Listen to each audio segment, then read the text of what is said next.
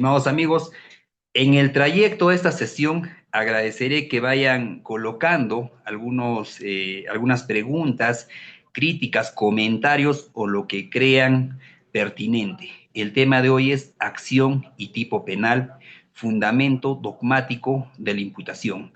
Agradecer nuevamente a esta prestigiosa institución UDIAPOLIS por organizar este tipo de eventos y en realidad, estimados amigos, concatenar el temario de una manera tal que al finalizar este evento académico, en general, ustedes logren tener destrezas de litigante moderno.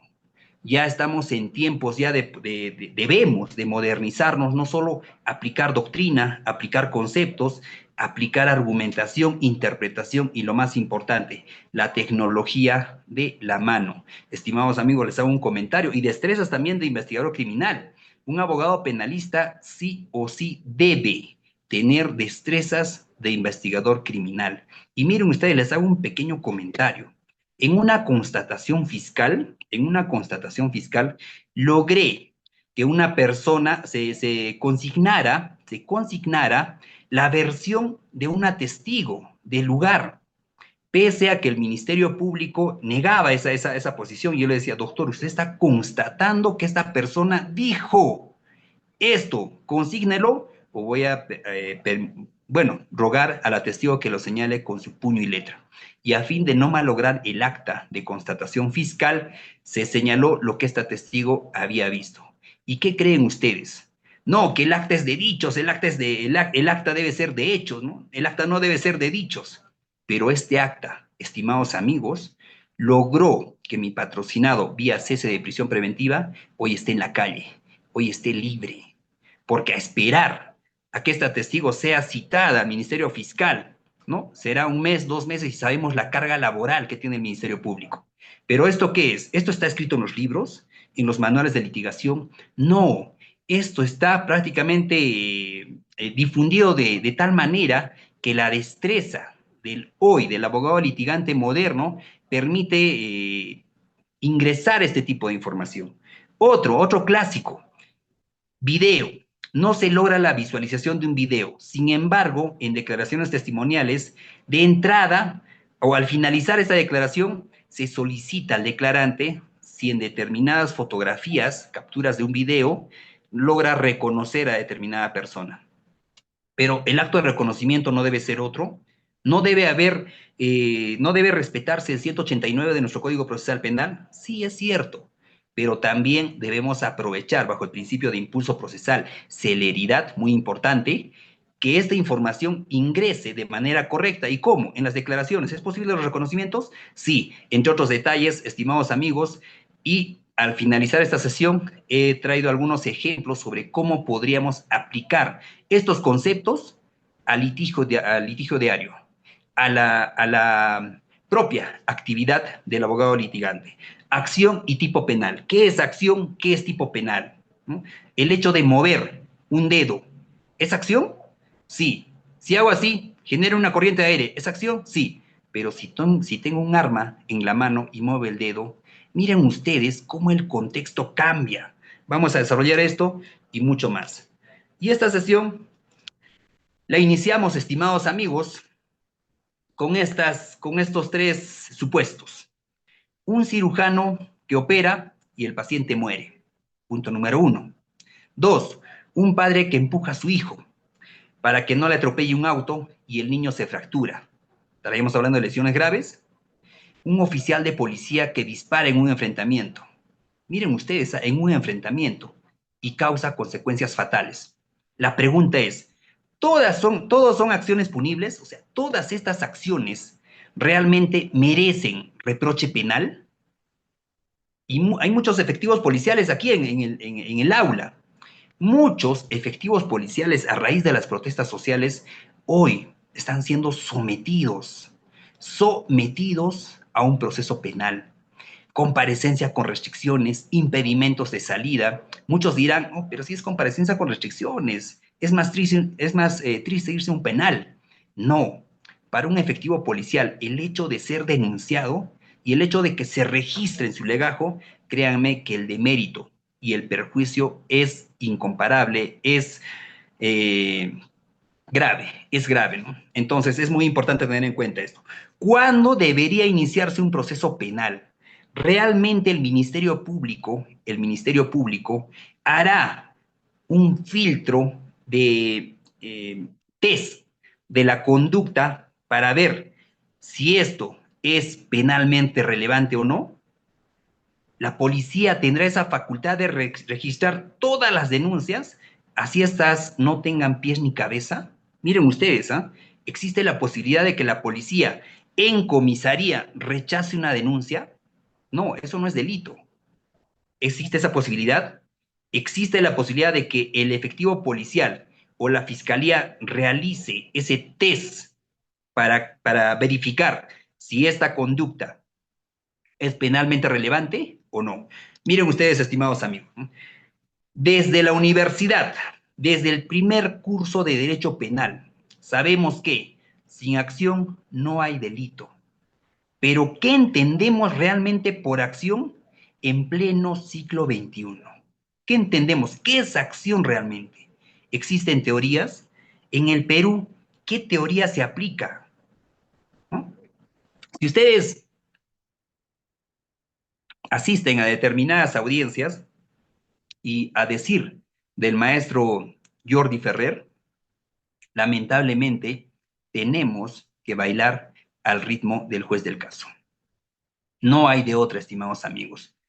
Y dependerá de la destreza también del litigante sobre cómo sacar esa ventaja, ¿no? De cómo sacar esa ventaja. Hay jueces que son muy, muy renegones. Yo he tenido la oportunidad de que un juez me paraba llamando la atención, ¿no? Pero doctor, o sea, ni siquiera me estoy presentando, abogado, a ver, al grano. Entonces, mire usted, ¿y cómo se logró lograr que esas acciones, ¿no? Valga la redundancia, del juez jueguen a mi favor? ¿No? Y esto simplemente lo logré con una frase, ¿no? Gracias, señor juez, veo que usted lo tiene claro. Voy a pasar entonces a la siguiente pregunta. Miren ustedes, ¿no? Son muchas destrezas que se debe tener a lo largo de todo un proceso penal e inclusive el tema de hoy es tener destrezas antes de un proceso penal, antes, mucho antes de un proceso penal. Sigamos. La acción es el punto de partida de la teoría del delito. Y la teoría del delito vista como una herramienta para calificar conductas. La acción determina cuándo una conducta humana puede ser penalmente relevante.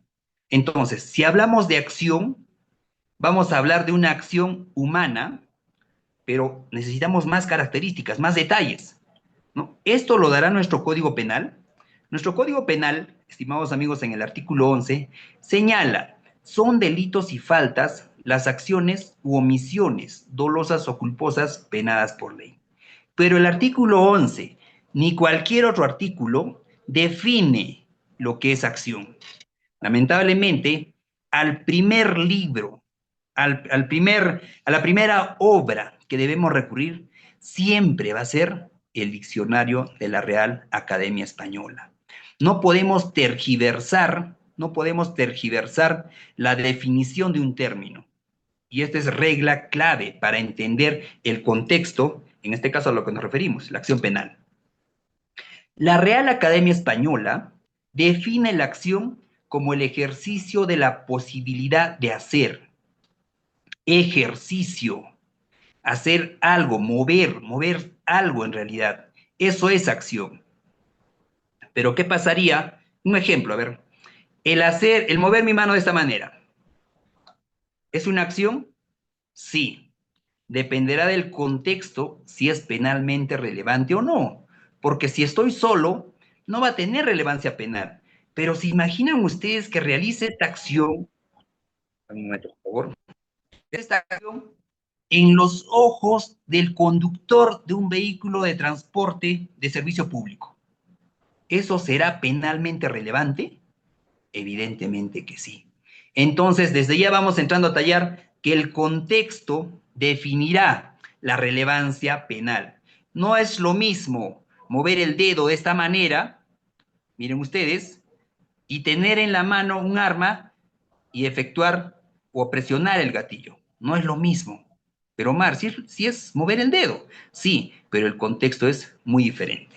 Y si hablamos de acción, en el ámbito óntico debemos recurrir a la filosofía. Tenemos un diccionario muy interesante publicado en diversas plataformas virtuales, el diccionario ACAL de filosofía. De la acción, estimados colegas, se ha diseñado, se ha realizado tratados y es muy importante cómo los doctrinarios, no solo desde el punto de vista del derecho, sino desde el punto de vista filosófico, han definido a la acción. Y es que se refieren al estudio, pero un momento por favor para que no se corte, estoy aquí, ahí está. Han definido al estudio de la estructura ontológica de la acción humana, proceso por el que se origina las maneras en las que se explica. Algo muy importante, al hablar de ontología, estamos hablando a la acción en el sentido natural. En general se dice que las acciones humanas constituyen una clase de eventos en los que un sujeto, una persona, un ser humano llamado agente, produce algún cambio o cambios. Ustedes dirán, ¿el mover un dedo produce un cambio? Sí, en el ámbito natural sí. ¿Por qué? Porque puedo mover un dedo y para una persona mover un dedo no puede significar nada. Sin embargo, ¿se imaginan esto para una hormiga? Es tal la fuerza de la corriente de aire que podría hacer perder el equilibrio a este insecto, a esta hormiga. Es muy importante esto, ¿no? Para entender más, el mover un dedo, miren ustedes, al mover un dedo, uno hace que su dedo se mueva. Parece chistoso esta frase, ¿no? Parece gracioso, muy sarcástico inclusive. Es lógico. Al mover un dedo, uno hace que su dedo se mueva. Pero esto es un término filosófico de tal contenido que en esta imagen se ve la diferencia. Mover el dedo para señalar o mover el dedo para disparar. Miren ustedes, ¿eh?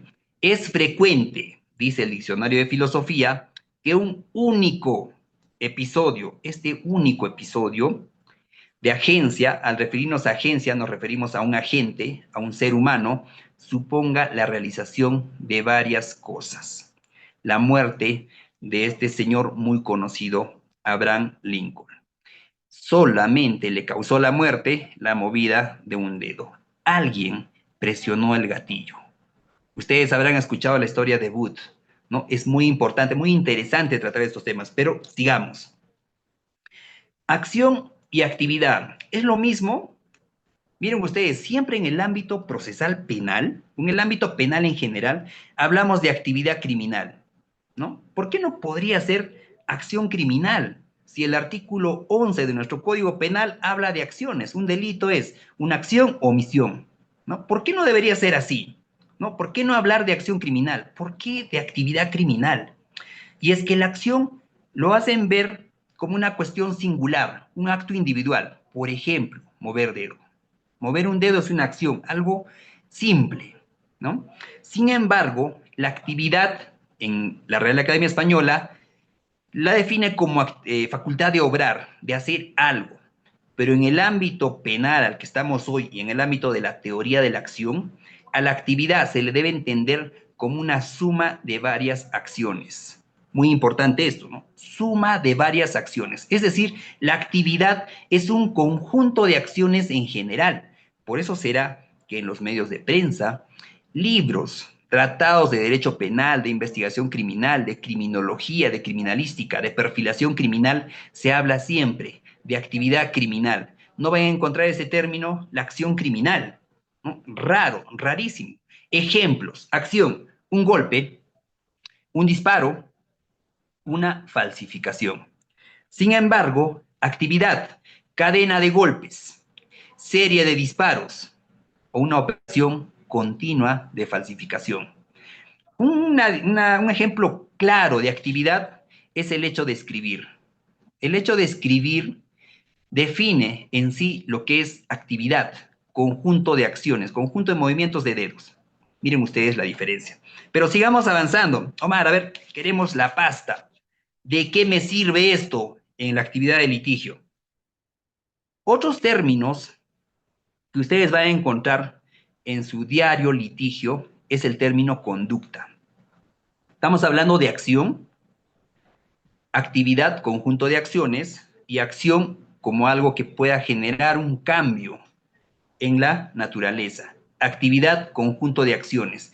Pero conducta es un concepto muchísimo más amplio, ¿no? Recordemos que el Código Penal sanciona conductas, muy importante, ¿no? Pero Omar, no que el delito es una acción o omisión, sí, pero alguien tiene que realizarlo de determinada manera, ¿no? Y conducta, la Real Academia Española lo ha definido como la manera con que las personas se comportan en su vida y acciones. Muy importante. Ah, ya.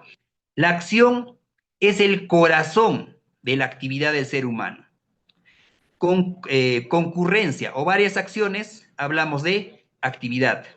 ¿Cómo se desarrolla esa actividad? Eco. Ahí está la conducta, la manera con que las personas realizan estas actividades o sus acciones. Muy importante esto. Recordemos que la acción solo hace referencia al hacer. Miren ustedes, ¿no? La acción solamente hace referencia al hacer humano, el movimiento corporal voluntario. Sin embargo, la conducta va un poco más allá, va un poco más en el sentido de que engloba no solo ese hacer, sino también ese no hacer. Con esto vamos a entender de manera clara el artículo 11 de nuestro Código Penal. Conducta es hacer y no hacer. Sin embargo, acción es hacer. Muy importante esto. Lo contrapuesto a acción entendemos a la omisión. Muy importante esto, estimados amigos.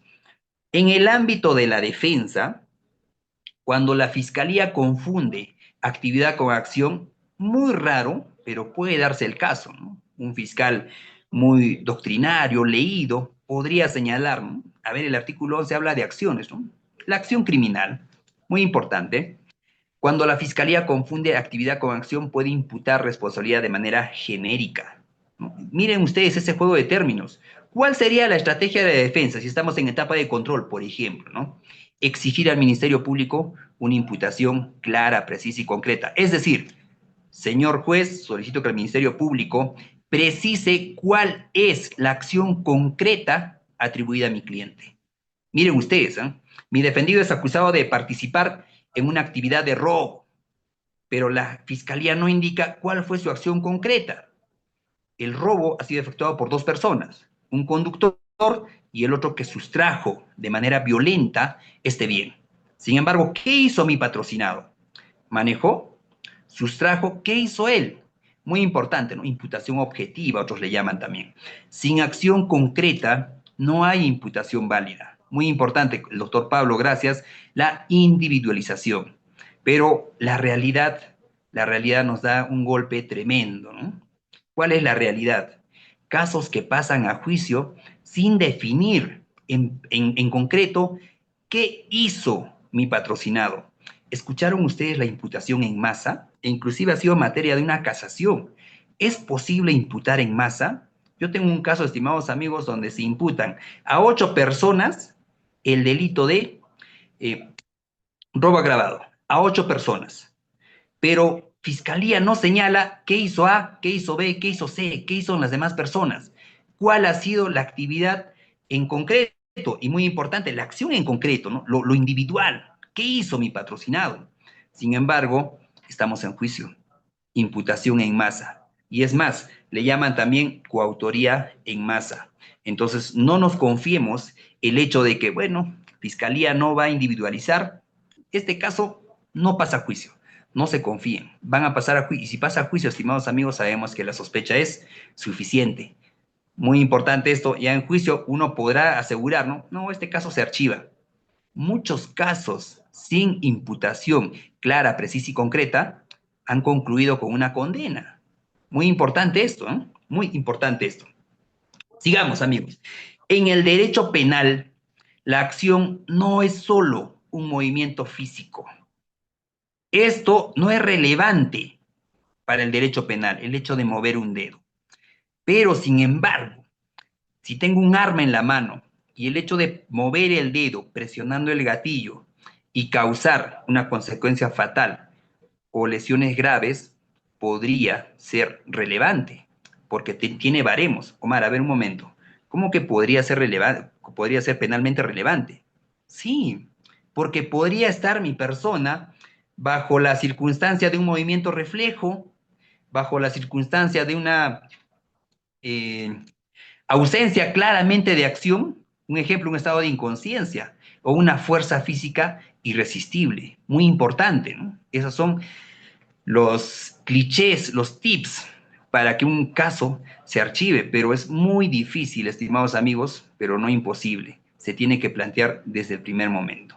Retomemos, en el derecho penal, la acción no es solo un movimiento físico, sino es una conducta humana voluntaria y exteriorizada. Y ya vamos, ya dándole relevancia penal a los movimientos corporales, ¿no? Tiene que ser una conducta humana.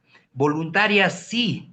Exteriorizada, sí. Muy importante. A ver, Omar, pero a nivel de los delitos culposos, esos no son conductas voluntarias, sí, pero el análisis para los delitos culposos va más allá de la voluntariedad, ¿no? Engloba más la negligencia. O sea, tú tenías la obligación de actuar voluntariamente, miren ustedes, ¿eh? De actuar voluntariamente, al haber consumido bebidas alcohólicas, no conducir ese vehículo. Grave, estimados amigos. ¿Seguimos en acción? Seguimos en acción. El tema de hoy es acción y tipo penal. Les dimos unas fases ya para lo que es acción propiamente dicha, ¿sí? Sin embargo, ¿qué es el tipo penal y cuál es el vínculo entre acción y tipo penal?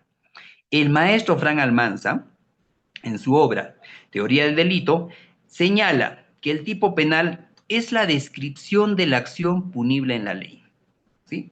A ver, vamos más allá. Tipo penal, descripción de la acción punible en la ley. Como que un jueguito de palabras que no se puede entender de manera concreta. Sin embargo, desglosemos. ¿Qué es tipo y qué es penal? Tipo proviene del griego tipos, que significa molde o figura. Miren ustedes, ¿eh? Aquí tenemos un molde. Y de latín, poenalis, relativo a la pena, molde penal. Al hablar de tipo penal, siempre vamos a hablar de molde penal. Recordemos la universidad, ¿no? Tipo penal, molde penal. Es decir, el tipo penal es una descripción legal de una conducta que la ley considera delictiva. Decreto legislativo 635. ¿Y qué regula este decreto legislativo 635? Nuestro Código Penal, llamado también Código Sustantivo, Catálogo de Delitos, entre otros, ¿no? Ahí encontramos todas las descripciones, ¿no?, que el Estado peruano ha tenido a bien de señalar como delictivo. Y desde ahí les doy ya esta reflexión. Siempre los delitos serán acorde al gobierno actual. Siempre, estimados amigos. Y ustedes saben muy bien de lo que pasa hoy en día. Cuándo es delito, cuándo no. Hoy por hoy lo que pasa en la presidencia de la República también. ¿Se aplica o no se aplica? ¿Se investiga o no se investiga? Lamentablemente, bailamos siempre al ritmo del gobierno actual. Dogmática penal. La dogmática siempre será acorde al gobierno actual. ¿Por qué acorde al gobierno actual? ¿No se supone que debe ser la realidad social? Sí, sin embargo, el gobierno como quien dice, o son los representantes del Estado peruano. Representan a toda la población en general y serán ellos quienes definan qué es delito, qué no. Si en determinado momento, determinada conducta será delito, ingresará otro gobierno y dirá que esto no debe ser considerado como delito, ¿no? Es así, pero tenemos delitos clásicos que a criterio de este servidor nunca por nunca cambiarán. La acción, miren ustedes, la acción, esa conducta del ser humano de manera voluntaria, exteriorizada, debe encajar perfectamente en este molde para que sea considerado delito. Muy importante. Tipo penal no es más que el molde penal, ¿no? Sigamos, amigos. Primera línea de defensa. Si la acción no existe o no encaja en el tipo penal, no hay delito. Si la acción no existe o no encaja en el tipo penal, no hay delito. Cuando tomemos un caso, ¿no? A ver, un ejemplo. Por lo general, en temas culposos se da, ¿no? ocurrió un accidente, pero uno, más allá de ver el tema de la tipicidad subjetiva, ¿no? Hubo o no hubo intención, ¿no? ¿Qué debería uno establecer el Ministerio Público para determinar que esta conducta tiene relevancia penal? La existencia de una acción. Un clásico. Vehículo impacta a otro vehículo y se da la fuga. El Ministerio Público, ¿no? O la denuncia se interpone en contra de quién, en contra del vehículo o en contra del dueño del. Por lo general, es un clásico que siempre se va a interponer la denuncia en contra del dueño del vehículo, ¿sí o no? Pero el dueño del vehículo, ¿qué hace al apersonarse a la dependencia policial? Solicita el archivo de la denuncia, pero en su contra, y comunica quién estaba a cargo de este vehículo. Es un clásico de ausencia de acción.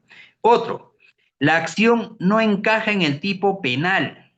Miren ustedes, la acción no encaja en el tipo penal. Un ejemplo clásico cuando una acción no encaja en un tipo penal. Y recordarán ustedes, estimados doctores, si no encaja, estamos hablando de excepción de improcedencia de acción. Desde ya, ahí entramos a tallar cómo estos conocimientos nos van a ayudar a establecer una línea de defensa en nuestro caso penal. Un ejemplo, intervienen a Juan. Miren ustedes, ¿eh? Intervienen a Juan, pero al momento de la intervención, Juan, que es su verdadero nombre, se identifica con otro que no le corresponde.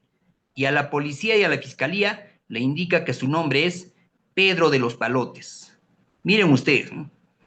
Fiscalía, más allá del delito por el que se le interviene. ¿Cuál es el delito que se le interviene? Un ejemplo, hurto. ¿Ya? Hurto agravado, a ver, agravemos la situación.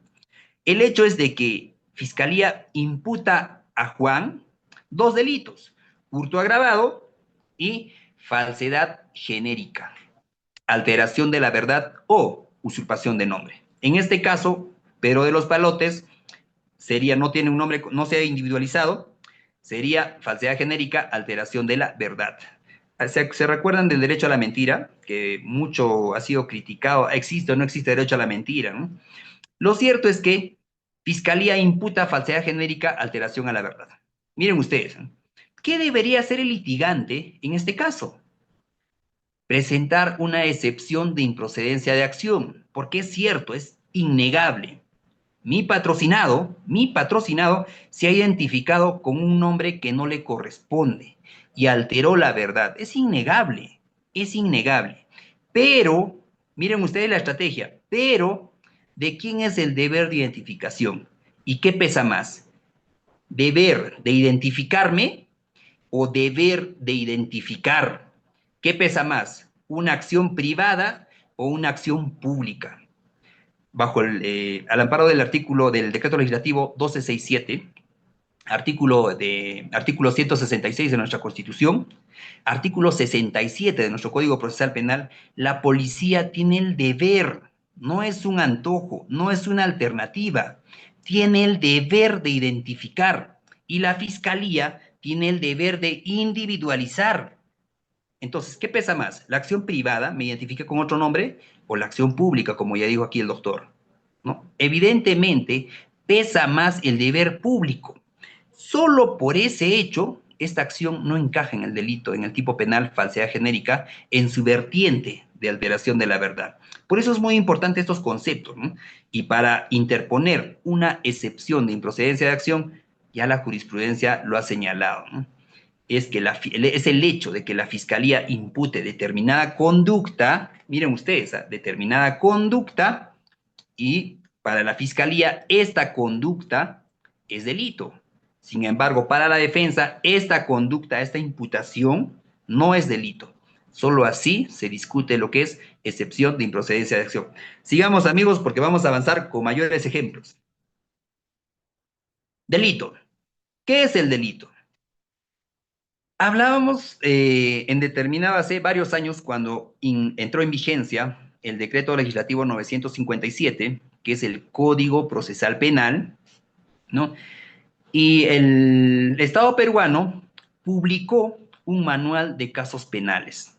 E inclusive para la redacción, para que se confeccione, para que se cree este manual, ha participado un juez alemán muy conocido, ¿no? Manual de casos penales. Y si ustedes están ahora en su laptop o en su computadora, descárguense ese manual. Tiene unos ejemplos clásicos sobre cómo se aplica el derecho penal, parte general a los casos, unos ejemplos muy interesantes. Este manual de casos penales, publicado en el año 2012, define al delito como una grave perturbación del orden social realizada por un sujeto responsable y que acarrea responsabilidad penal y sanción. En este juego de palabras tenemos el concepto clásico de delito. ¿Qué es el delito? ABC del derecho penal. Es una acción, miren ustedes, es una acción típica, antijurídica y culpable. Este concepto como que debería estar en el artículo 11, ¿cierto? Este concepto de es una acción típica, antijurídica y culpable debería estar en el artículo 11 de nuestro Código Penal, pero no lo está. No lo está. La definición de delito no está en el Código Penal. Sin embargo, por una cuestión de interpretación, está en nuestro Código Procesal Penal. Y miren ustedes, artículo 11. ¿Qué dice el Código Penal? Son delitos y faltas las acciones u omisiones, dolosas o culposas penadas por ley. No hay más. Es decir, son delitos y faltas todo lo que está señalado en nuestro Código Penal. Indiscutible. Pero, Mar, ¿dónde está la definición de delito que tanto has mencionado? Artículo 344, numeral 2, literal B. Estimados doctores, agradecería que estén con su código a la mano y demos una lectura atenta. Artículo 344, numeral 2, literal B. ¿Qué dice? Miren ustedes. Aquí está. Y este artículo trata sobre el sobreseimiento. El sobreseimiento, y este ejemplo, estimados amigos, no es quizás un descubrimiento mío, jamás lo podría acuñar de esa manera. Esto fue una sesión dictada por el maestro Francisco Celis Mendoza Aima, ¿no? Es este maestro que ha señalado que no es necesario, bueno, irnos a libros, a doctrina, ¿no? El concepto de delito está en nuestro Código Procesal Penal. El procedimiento procede cuando el hecho imputado, miren ustedes, el hecho imputado, hecho en general, aquel cambio ocurrido en la naturaleza y realizado por un ser humano, por una persona, dice. Es decir, se archiva el caso, ¿no? El sobreseimiento procede cuando el hecho imputado no es típico, concurre una causa de justificación, de inculpabilidad o de no punibilidad. Miren ustedes, ¿eh? El hecho imputado no es típico, tipicidad, o concurre una causa de justificación, estamos hablando de antijuricidad, de inculpabilidad, estamos hablando de culpabilidad, o de no punibilidad, estamos hablando de punibilidad. A ver, no me ubico, Mar, por favor, como para niños. Ya. El 344, numeral 2, literal B, define cuándo un hecho no es delito. Sin embargo, si llevamos este concepto, este juego de palabras del 344, literal 2, numeral 2, literal B del Código Procesal Penal, si lo interpretamos de manera contraria, será delito, porque el 344 señala cuándo no es delito.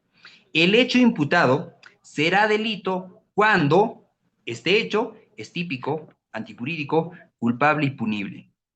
Entonces, esto, estimados colegas, ya define, ya da una definición clara, precisa y concreta de qué es delito y qué no es delito.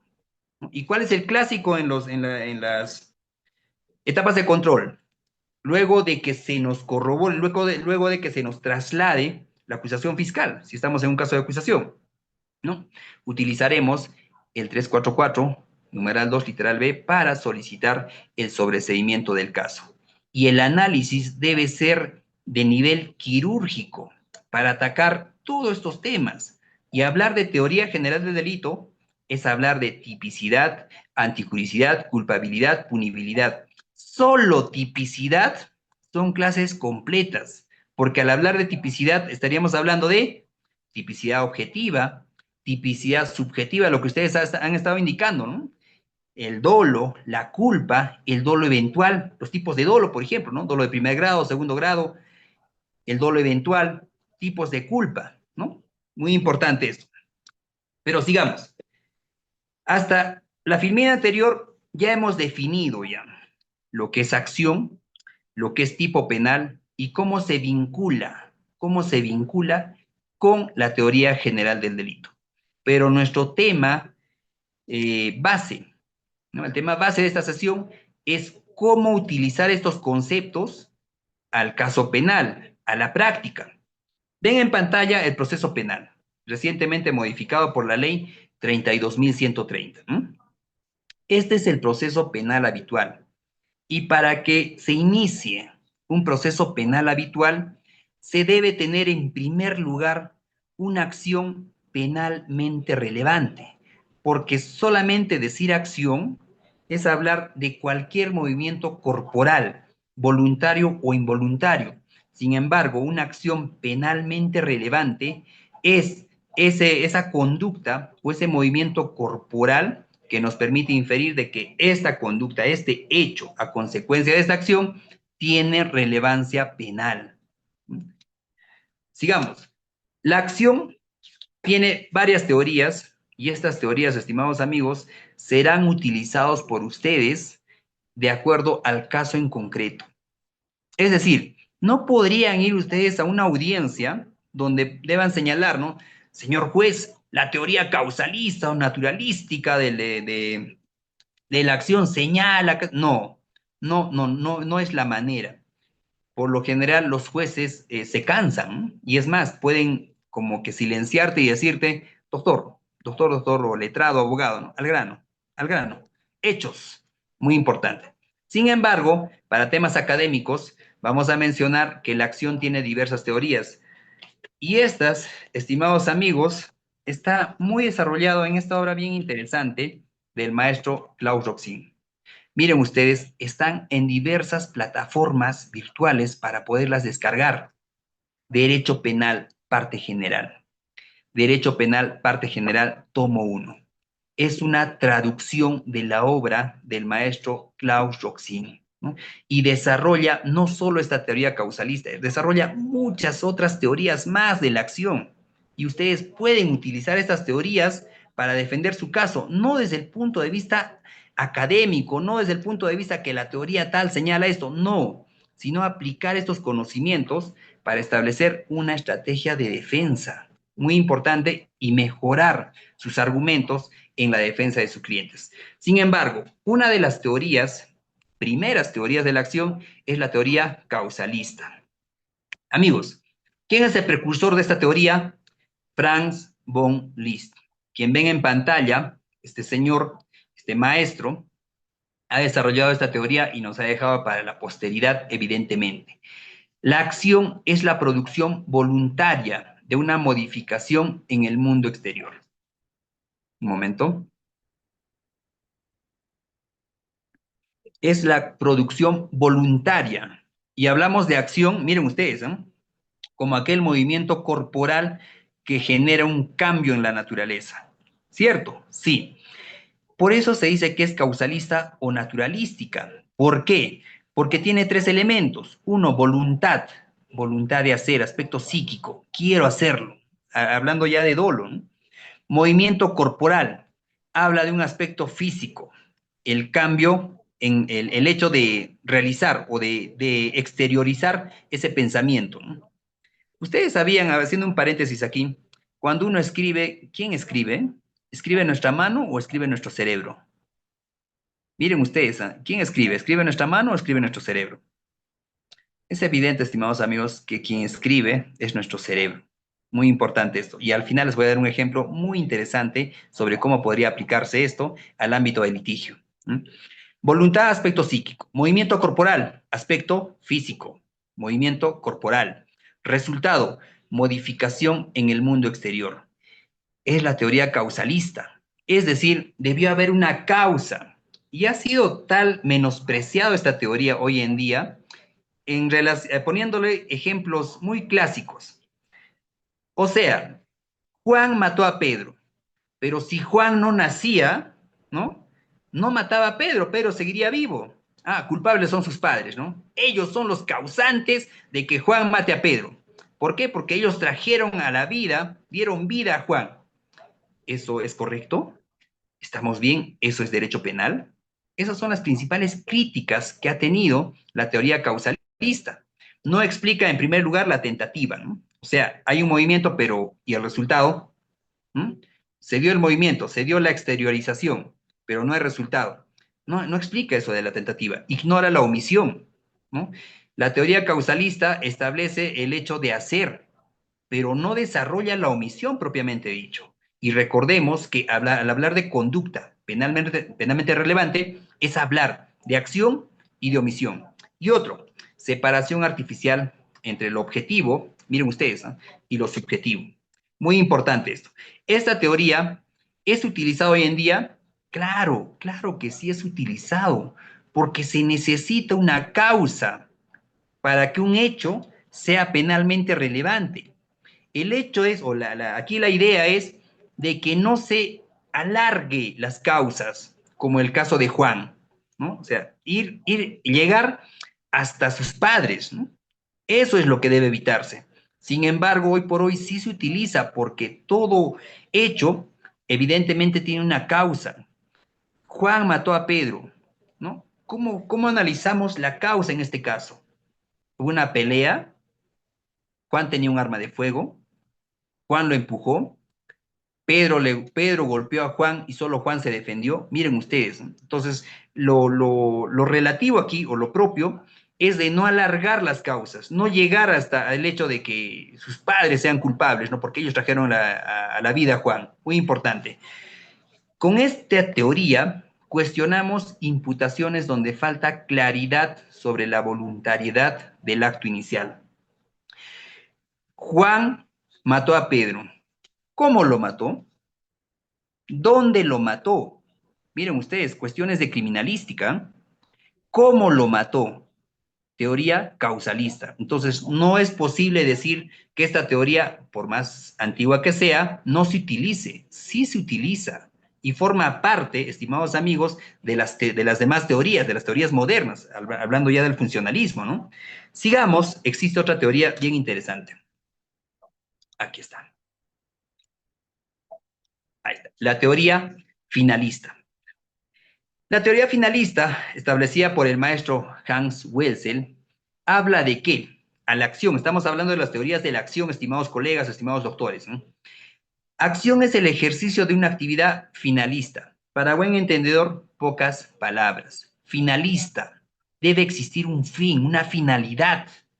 La finalidad o el carácter final de la acción se basa en que el hombre, en que el ser humano, en general, varón, mujer, el ser humano, gracias a su saber causal, miren ustedes cómo el causalismo se va subsumiendo en las teorías, ¿no? O sea, no quiere decir que una teoría esté desfasada y no se utiliza, ¿no? Se basa en que el hombre, gracias a su saber causal, aspecto psíquico, puede prever dentro de ciertos límites las consecuencias posibles de su actividad. Miren ustedes, elementos, en los elementos es donde se permite entender esta teoría. Finalidad, debe haber un fin. ¿Cuál ha sido el fin de este movimiento corpóreo? El hecho de presionar un gatillo, ¿cuál era el fin? ¿Asustar o acabar con la vida? ¿O solo lesionar? Aspecto rector de la teoría finalista. ¿Cuál ha sido el fin? Ese análisis, entre comillas, subjetivo. Pero el análisis subjetivo no debe quedar ahí. Hoy por hoy sabemos, ¿no? El dolo se prueba, ¿no? El dolo no se infiere, ¿no? Otro, causalidad dirigida por la voluntad. Mover el dedo teniendo un arma en la mano y siendo dirigido, apuntando a determinada persona. Causalidad dirigida por la voluntad. Quiero hacer esto. Previsibilidad de consecuencias. ¿Mm? No es suficiente indicar, no, yo tenía un arma de fuego y le apunté a Pedro, pero solo quería darle en la oreja. Mi intención no era darle en la cabeza. Miren ustedes, la previsibilidad de consecuencias, es decir, ni que fueras pues un maestro en prácticas de tiro o en tiro propiamente dicho, ¿no? Previsibilidad. Ventajas, por fin, incorpora el dolo al tipo objetivo. la intención propiamente dicha. Explica mejor la tentativa y la omisión. ¿Dónde encontramos la tentativa y la omisión? En el tercer elemento de esta teoría finalista, en la previsibilidad de consecuencias. Por otro lado, existe una visión integral del comportamiento humano. Y aquí una pregunta. ¿Comportamiento humano será lo mismo que conducta? A ver, por favor, les leo en los mensajes. ¿Comportamiento humano es lo mismo que conducta? Recordemos que hemos hablado de acción como un solo hecho, como un solo movimiento, llamémoslo así. Actividad, miren ustedes, actividad, comportamiento estaría aquí, en la tercera fase. Y aquí estaría la conducta propiamente dicha. Es muy importante esto. Entonces, comportamiento no es igual a conducta. Otro, ¿para qué sirve esta teoría en el ámbito del litigio, no? Es para argumentar sobre el error de tipo, muy importante, y sobre el dolo eventual versus culpa consciente. ¿Cuál ha sido el fin de la conducta de mi patrocinado y que ésta, bueno, ha desembocado en determinado hecho, ¿no? Error de tipo, dolo eventual versus culpa consciente. Entiendo que ya llevaron ya lo que es los tipos de dolo. Dolo de primer grado, dolo de segundo grado, dolo eventual, una línea delgada, culpa consciente y culpa inconsciente, ¿no? Existe una delgada línea entre el dolo eventual y la culpa consciente. El dolo eventual, desprecio por la vida, muy importante, ¿no? Asumir, si es que pasa o si es que sucede algo, yo lo voy a asumir como una consecuencia prácticamente evitable al fin, pero despreciable por mi persona. A diferencia de la culpa consciente, ¿no? La previsión, o sea, veo a futuro, o sea, me proyecto de que puede pasar tal hecho. Un ejemplo, conducir un vehículo a excesiva velocidad. Culpa consciente. Me proyecto y digo, puede pasar un niño. Pero en la culpa consciente se va más la capacidad de la gente. Pero como soy tan buen conductor, yo confío en que no lo voy a atropellar. 120 kilómetros por hora. A diferencia del dolo eventual, es el hecho de que soy conductor, me proyecto de que en determinado lugar transitan personas, transitan niños, es muy transitado este lugar, pero estoy apurado. Si atropello a alguien, claro será. Caballeros, ¿para qué se mete? Es el desprecio por la vida. Y el dolo eventual versus la culpa consciente ya se empieza a analizar en esta teoría finalista. Y ya estamos olvidándonos, no sé si ustedes se dan cuenta, vamos dejando atrás la responsabilidad objetiva. No es responsable solo por el hecho de ser conductor. Y entramos ya al análisis de la responsabilidad subjetiva, la finalidad de la conducta de este agente. Es muy importante esto, ¿no? Por eso es que la responsabilidad objetiva ha sido desterrada gracias a estas teorías. Sigamos. Existe otra teoría y al final en un ejemplo vamos a ver cómo aplicamos esta teoría social de la acción a nivel empresarial, ¿no? A ver, ¿quién es el precursor o el principal precursor de esta teoría? Hans Henrik Jesek. ¿Quién es él? Es un maestro muy conocido. Existe un tratado de teoría social de la acción. Descárguense, está en PDF y está en español, está traducido. ¿A qué se refiere con la teoría social de la acción? Y es más, en la obra del maestro Klaus Roxin, Derecho Penal, parte general, existen como tres páginas que desarrolla esta teoría y muy interesante. Define la acción como todo comportamiento humano socialmente relevante. Miren ustedes, ¿eh? Todo comportamiento humano socialmente relevante. ¿Cuál es el criterio rector? La relevancia social. Es decir, existen comportamientos socialmente neutros, imparciales, versus, bueno, hacen la similitud a penalmente irrelevantes. Un ejemplo, a ver, un comportamiento social neutro. ¿Ustedes escucharon del principio de confianza? ¿Mm? Yo, médico, confío en que el encargado de realizar la limpieza de los instrumentos quirúrgicos ha realizado bien su trabajo. Tomo estos instrumentos y realizo la intervención quirúrgica. Existe una contaminación al ámbito corporal de esta persona, una infección incontrolable y fallece. Yo tuve un comportamiento social neutro, ¿no? Hablando ya del ex artis, ¿no? ¿Mi comportamiento será penalmente irrelevante? Sí, porque se prima lo que es el principio de confianza. Muy importante esto, ¿no? La obligación de control, dice el doctor Bartolomé. Existe una obligación de control, pero lo que hace esta teoría social es colocar la conducta y colocar esta conducta en dos baremos, ¿no? ¿Hasta dónde puede ser neutro esta conducta? Y esos baremos, estimados amigos, son realmente baremos psicológicos, lo vamos a llamar así, porque dependerá del caso en concreto, ¿no? En el caso de un policía, miren ustedes, ¿no? El policía se afecta a un arma de fuego. Se entiende que el arma de fuego que se le afectó al efectivo policial tiene 15 cartuchos y en su mente el efectivo policial tiene que los 15 cartuchos están en la caserina, ni un cartucho está en la recámara. En eso que está realizando la limpieza, presiona el gatillo porque es consciente de que no ha abastecido ningún cartucho en la recámara. ¿Eso será una conducta socialmente, un comportamiento socialmente neutro? No. ¿Por qué? Porque existe una directiva del Departamento de Armamento y Munición, ni siquiera a nivel culposo. Mire, vamos a detallar, porque existe una directiva del Departamento de Armamento y Munición, que regula cómo es la afectación del armamento. El efectivo policial, más allá de los deberes de limpieza de primer escalón, segundo escalón, tiene el deber de verificar que al momento de afectarse el arma, la recámara esté vacía, es decir, no esté abastecida con un cartucho. Es muy importante. Eso, por ejemplo, no es un comportamiento social neutro, el hecho que se le haya, entre comillas, no escapado un tiro. Existía un deber, ni siquiera un deber de cuidado, sino un deber normativo fuerte. ¿Mm?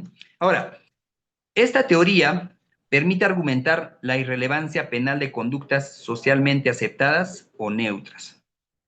¿Se acuerdan del error de tipo? Cuando asumí que determinada señorita, ¿no? Era mayor de edad y después me doy con la sorpresa de que tenía 14 años o 13 años, ¿no? Es muy importante esto, ¿no? Argumentar la irrelevancia penal de conductas socialmente aceptadas o neutras. Sigamos, amigos, sigamos. Y esto ya es el boom ya. Al hablar de Klaus Roxin y Gunther Jacobs, es hablar de funcionalismo. Y es más, la teoría del maestro Klaus Roxin ha sido utilizado en muchas sentencias aquí en el Estado peruano. ¿Cuándo se da esta teoría del funcionalismo? Posterior a la Segunda Guerra Mundial. ¿Quién nos recuerda, no? Cómo se ha procesado a estos señores a los altos mandos militares, ¿no? Sobre los aparatos estatales de poder, ¿no? Donde el maestro Klaus Roxin en su trabajo académico ha permitido que determinados estados logren condenar, ¿no? A estos altos mandos. Los juicios de Múnich. Doctor Pablo, gracias. Esta acción, la acción en la teoría del funcionalismo, es vista desde la función social y la política criminal. Nuevamente, hablar de dogmática penal es hablar del gobierno de turno. Eso es indiscutible, estimados amigos. Y hoy por hoy ustedes ven en las redes sociales, ¿no? Cómo se cambian los tipos penales. Ese tema nomás de lavado de activos, cuándo es lavado, cuándo no es lavado, extinción de dominio, por ejemplo. Es un clásico, estimados amigos. Aquí en el funcionalismo es donde recién se toca el tema de la imputación objetiva. Es decir, ese vínculo fáctico entre la conducta del agente y el hecho constitutivo de delito. Se sanciona la creación y realización de un riesgo no permitido. Sabemos que estamos en una sociedad de riesgos, indiscutible, todo es riesgo. El hecho de poner un pie en la calle es asumir los riesgos que ésta puede traer, ¿no? El hecho de que pueda venir un conductor mareado, subirse a la acera y atropellarme. Estamos en una sociedad de riesgos, indiscutible. ¿Cuál es la diferencia entre Klaus Roxin y Gunther Jacobs?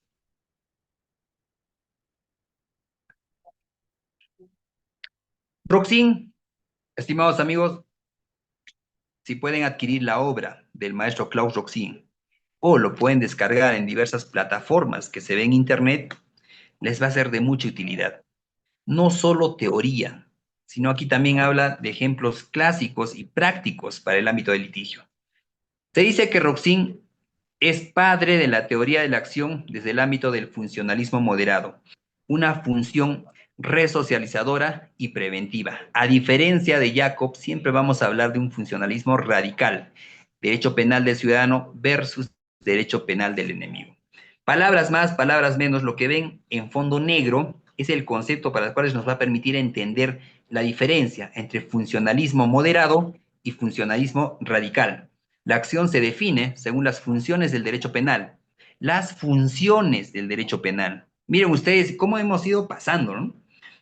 De la teoría causalista o naturalística, ¿no? El hecho de mover algo y generar un cambio en el mundo real, en la naturaleza en sí.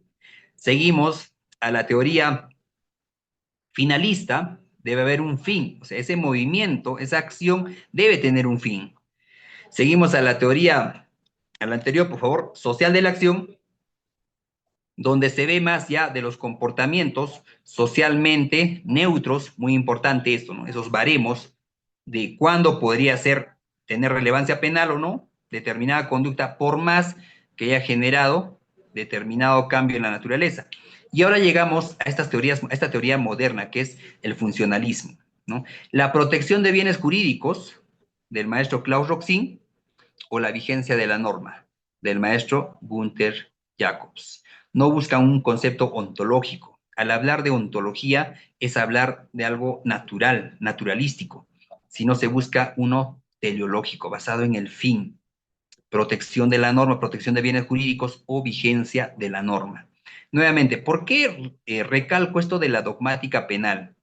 De cuándo una conducta es delito, ¿no? Y cuándo no. El maestro Jordi Ferrer hace mención a los jueces, ¿no? ¿Cuándo es, por ejemplo, sospecha grave? Depende del juez, ¿no? El juez definirá qué es sospecha grave. No tenemos un estándar para eso. ¿Cuándo llegamos a un nivel de certeza? Depende del juez. Y ustedes, estimados colegas, estimados doctores, verán sentencias donde no tiene pies ni cabeza, pero al fin y al cabo están condenando a mi patrocinado. ¿Dependió de quién el baremo de certeza? Del juez. En el ámbito de la definición de los delitos, qué conducta es delito o no, dependerá, estimados amigos, dependerá del gobierno de turno. Hablar de dogmática penal es hablar de gobierno de turno. Eso es lo que debemos tener en cuenta. Y miren ustedes, un ejemplo. En el ámbito del hacinamiento de los establecimientos penitenciarios. ¿Recuerdan que para que se imponga una medida coercitiva de prisión preventiva, el límite eran los 4 años? Pero después, por el hacinamiento penitenciario, ¿no? Ya había una superpoblación, ni siquiera sobrepoblación, una superpoblación, se ha tenido que subir a 5 años. Y aún así, los penales siguen hacinados. ¿Dependió de quién? Del gobierno de turno, dogmática penal, del gobierno de turno. Lo mismo pasa hoy por hoy. Doctores, acción penalmente relevante. En muchos requerimientos de acusación, hasta requerimientos de prisión preventiva, en disposiciones de formalización, y vayamos más atrás, en disposiciones de investigación preliminar, siempre encontraremos este término, acción penalmente relevante. Y esta acción penalmente relevante tiene requisitos, tiene partes, que sin estas partes, estimados amigos, no vamos a encontrar que determinada acción tenga relevancia penal. Uno, voluntariedad. Tiene que existir voluntad de realizar ese hecho o voluntad de no realizarlo. Recordemos que el artículo 11 de nuestro Código Penal habla de delito como aquella acción u omisión. Miren ustedes, ¿no? Voluntariedad, punto número 1. Punto número 2, humanidad, solo conductas humanas y no fenómenos naturales. Un clásico del ejemplo de humanidad es el hecho de que un animalito, un perro de raza de pelea, ¿no? acabe con la vida de determinado ciudadano. ¿Quién es responsable? ¿El perro o el dueño? Estamos hablando ahí de acción o de omisión. ¿Ve? Entonces es muy importante esto, muy importante. Justo eso, doctor Raúl, al final un ejemplo de las personas jurídicas es un clásico ahí de estas teorías de la acción. Y relevancia social y jurídica, muy importante. Relevancia social y jurídica. Solo así estaremos hablando de una acción penalmente relevante. Acción penalmente relevante e inclusive como requisito para iniciar el proceso penal. Es muy importante esto, ¿no? Elementos. Elementos de una acción penalmente relevante. Sujeto tiene que ser un ser humano, una persona, un autor. Conducta, hacer o no hacer, indiscutible. Relación con el resultado. Miren ustedes, causalidad o imputación objetiva. ¿Quién dijo que la causalidad hoy por hoy no se practica, no se ejecuta, no se utiliza? La causalidad se utiliza y mucho, estimados amigos, y mucho. En un caso de homicidio calificado, dos personas, miren ustedes, dos personas, estas dos personas tenían armas de fuego, una víctima, dos disparos, A y B. ¿Quién causó la muerte de esta persona? Teoría de la causalidad.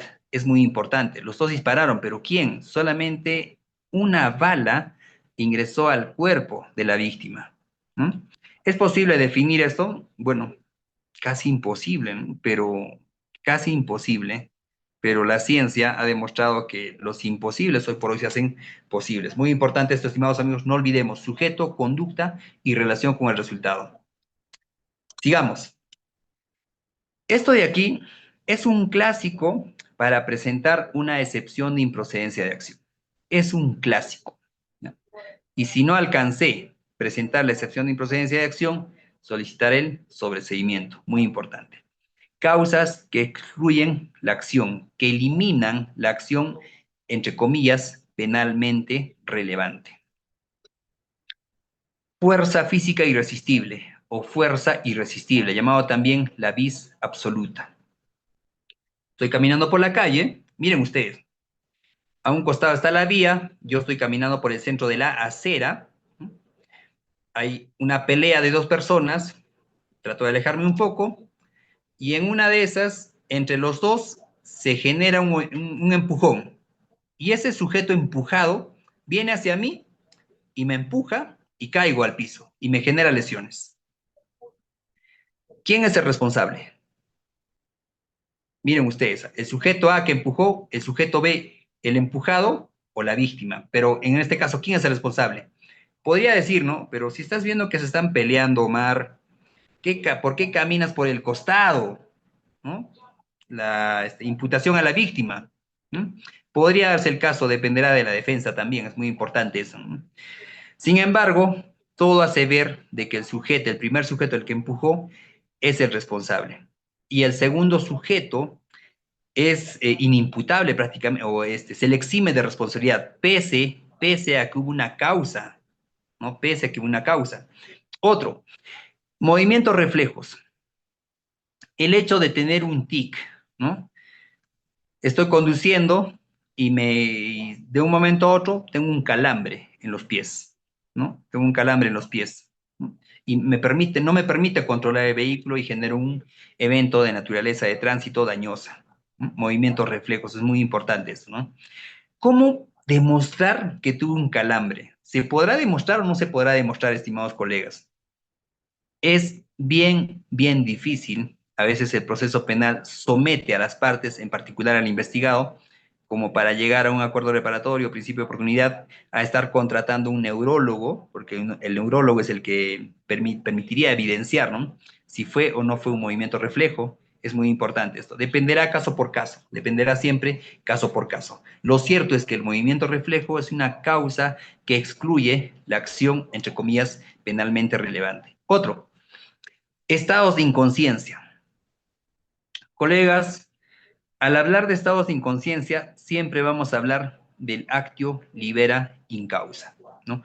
No es lo mismo estar embriagado y realizar determinada conducta que embriagarme para realizar determinada conducta. Un clásico, ¿no? Me voy a tomar un poco para armarme de valor. A ese señor que está cortejando a mi pareja, ¿no? Voy a tomar un poco y empiezo a lesionarlo y le causo la muerte, ¿no? No es lo mismo, no es lo mismo. El estado de inconsciencia tiene que ser tan natural e indiscutible para que permita excluir la responsabilidad penal. Casos de ausencia de acción. Temas de narcóticos, igual, ¿no? ¿Me drogo para realizar algo o simplemente soy un drogadicto? Y en mi estado de inconsciencia cometo alguna actividad, lesiones, que por lo general, ¿no? Pelea, golpear a alguien. Sin embargo, drogadicto, que robe, es bien difícil. Ese tipo de casos es un clásico que lleguen hasta a juicio, en realidad, ¿no? El actio libera en causa. Muy importante esto a tener en cuenta, estimados amigos. Fases. Elementos y fases de la acción. Sabemos que existe un ejercicio humano consciente y voluntario orientado a un fin. Siempre vamos a hablar hoy por hoy de esta teoría moderna, el funcionalismo, ¿no? Ejercicio humano consciente, voluntario y orientado hacia un fin. Y lo que ven en pantalla es nada más y nada menos, estimados doctores, que el iter criminis, el camino del delito, las fases del delito propiamente dicho. Existe una fase interna, decisión, selección de medios, es muy importante, lo que no es penalmente relevante, y una fase externa, manifestación de esta decisión en el mundo real. Recuerdan que hablamos del actio libera in causa, cuando el sujeto se coloca voluntariamente en un estado de inimputabilidad para delinquir. Es muy importante esto, ¿no? El iter criminis siempre va a estar compuesto por estas dos fases, fase interna y fase externa. La fase interna es bien difícil, casi imposible de demostrar. Sin embargo, la única manera es inferir de acuerdo a lo que materialmente se ha consumado, se ha realizado. La fase externa, muy importante esto. Ahora, ¿cómo darle fuerza a la fase interna? ¿Cómo poder establecer de que este señor efectivamente tomó esta decisión? Pericias psicológicas es un clásico, récord de denuncias, muy importante, testigos, amigos, familiares, vecinos, es muy importante para poder establecer con fuerza esta fase interna, esta fase de planeación. Es muy importante esto. ¿Y por qué les digo esto? Porque el Ministerio Público podrá realizarlo, sí, pero tiene tanta carga laboral, estimados amigos, tanta carga laboral que a ustedes les pasará que llegamos a juicio solamente con la declaración de la parte denunciante. No hay testigos, no hay personas que han estado en el lugar, ni siquiera se les ha citado en fase de investigación, etapa de investigación. Tuve un caso, estimados colegas, donde había como 10 testigos, ni uno fue citado a declarar y estamos en juicio. Es muy importante esto. Sin embargo, nosotros como litigantes también tomamos casos de la parte agraviada. Entonces, si estoy de parte de la agraviada, de la parte agraviada, defensa de la parte agraviada, debo de darle fuerza a esta fase interna. Testigos, amigos, vecinos, de realizar actividades propias de investigación criminal. No hay más para darle sustento. Pero ¿cuál es el fin? Yo no voy a realizar el trabajo del Ministerio Público. Sí, pero recordemos que si eres parte agraviada, formalizada la investigación, te tienes que constituir en actor civil. Y mientras mayores actos de investigación, mientras mayor fuerza le des a esa fase interna, el baremo de la reparación civil en el proceso penal va a ser muy, muy elevado, estimados amigos. A tener en cuenta, por favor, ejemplos, ejemplos de estos clásicos. A ver, un momento, vamos a calcular. Ahí está. Ya. Uno, tengo mi cliente que es Juan Pérez, conductor de taxi. Se le imputa a mi patrocinado el 111 del Código Penal. Homicidio culposo. Situación. Durante la madrugada, Juan, mi cliente, atropelló a un peatón, resultando en su muerte. Al momento del impacto, miren ustedes, ¿eh? Juan había conducido 14 horas continuas. Mi cliente, Juan, en su declaración señala: recuerdo haber salido del último servicio a las 3 de la mañana, pero no recuerdo nada del accidente. Me desperté cuando la policía me estaba hablando. Había trabajado desde las 2 de la tarde del día anterior sin parar. Miren ustedes, ¿no? Si soy abogado de Juan, ¿podré interponer una excepción de improcedencia de acción? Si soy abogado de Juan, podría sustentar, evidentemente, por estos microsueños. Podría sustentarlo. ¿No? Es un trabajo. Y miren ustedes. ¿Podría darse el caso? Sí, sí podría darse el caso. Pero si soy abogado de la parte agraviada, ¿voy a permitir el triunfo de esa excepción? No, de ninguna manera. Entonces, dependerá de la posición en la que nos encontremos. Dependerá. Ahora, ¿por qué es muy importante la defensa de Juan? Porque ustedes dirán, Omar, estás hablando, es algo ilógico lo que dices, ¿no? Evidentemente había una conducta negligente. Todo conductor es un profesional de la conducción. Estamos hablando de un conductor de taxi. Es decir, mínimo tiene que tener su licencia A2B y hasta A3C todavía, ¿no? ¿Para qué? Para realizar esta actividad de transporte, ¿no? Entonces, todo conductor conoce el decreto supremo 016-2009 MTC. Estimados amigos, sé que hay muchos litigantes aquí en temas de tránsito. Al hablar de este decreto supremo, estamos hablando del Código de Tránsito. Existe una obligación del conductor, no de descansar, porque el código no te dice eso, el Código de Tránsito, sino de respetar el horario de trabajo. Una persona no podría conducir más de 8 horas, e inclusive el Ministerio de Transportes y Comunicaciones sacó un informe bien interesante sobre cuánto tiempo podría un conductor estar al mando de la conducción, estar al mando del vehículo. Es muy importante esto, ¿no? Esto del Código de Tránsito, más allá de la Lex Artis, ¿ah? Porque todo el tiempo de conducción está establecido en informes del Ministerio de Transporte y Comunicaciones y el Decreto Supremo 016-2009 MTC. Es muy más allá de la Lex Artis, ¿no? Entonces, el abogado de la parte agraviada señalará esta normativa para poder establecer de que la negligencia ha estado en la conducta de Juan. Muy importante esto. Ahora, miren ustedes, ¿ah? ¿A qué hora fue el accidente? Ujú. ¿A qué hora fue el accidente? A ver, estimados colegas, en la madrugada, ¿sí? Si soy abogado de Juan, sacaré pues todo lo oscuro, lo malo de mi contraparte, ¿no? ¿Qué hacía caminando por el lugar? Entre otros aspectos. Aquí, ¿qué ausencia de acción? Podría darse el caso, un estado de inconsciencia. Podría darse el caso. ¿Por qué es importante establecer ese estado de inconsciencia? Al establecer o al tratar de demostrar el estado de inconsciencia, lo que va a permitir es reducir el baremo de la reparación civil.